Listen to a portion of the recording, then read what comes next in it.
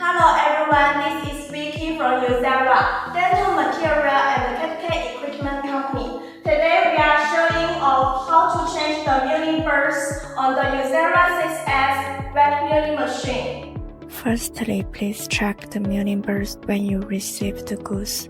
Next, we should place this end of the milling burrs face down in the tool magazine.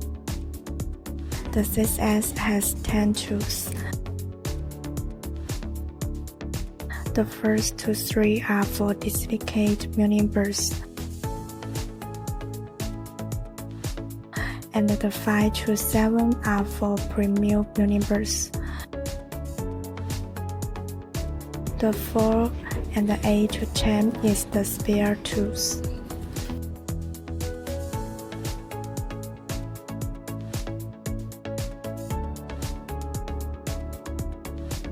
If you want to know more about our products, please follow us on our website, yucera.com.